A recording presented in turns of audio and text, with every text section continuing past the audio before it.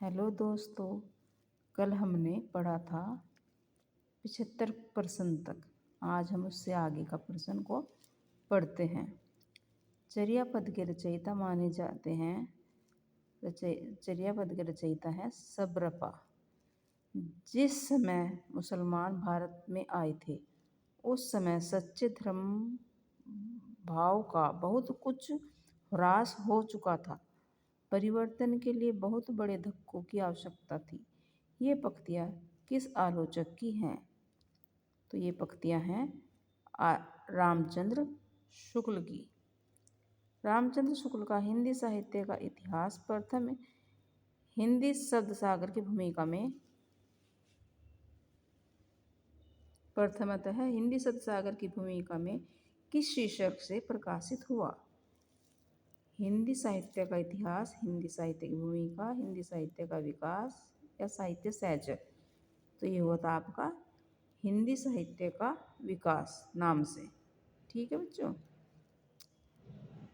हिंदू समाज में नीचे से नीची समझी जाने वाली जाति भी अपने से नीची एक और जाति ढूंढ लेती है। इस पंक्ति के रचयिता हैं इस पंक्ति के रचयिता हैं आपके हजारी प्रसाद द्विवेदी। हिंदी काव्यधारा काव्य के रचयिता निम्न में से कौन है? तो ये हैं आपके राहुल सांकृत्यायन।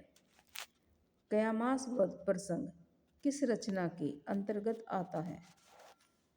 कयामास प्रसंग वध जो है ये आपका पृथ्वीराज रासो के अंतर्गत आता है।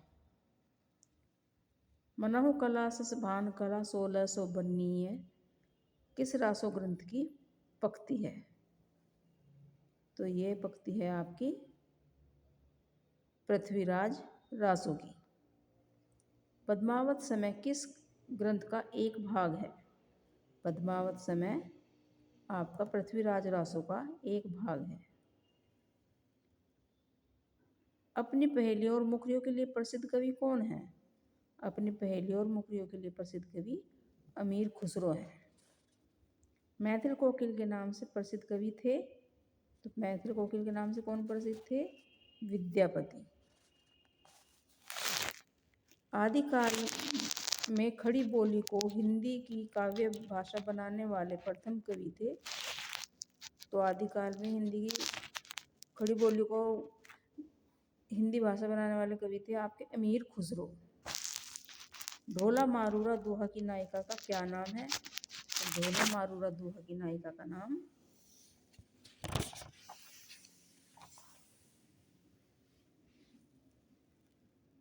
मारवणी है।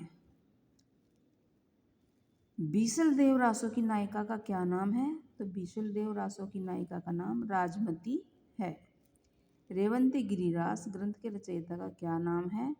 रेवंती गिरिरास ग्रंथ के रचयिता का नाम विजयसेन सूरी है। गोरखवाणी किस आलोचक का संपादित ग्रंथ है? गोरखवाणी जो है ये आपका डॉक्टर ब्रथवाल का संपादित ग्रंथ है। Okay, thank you.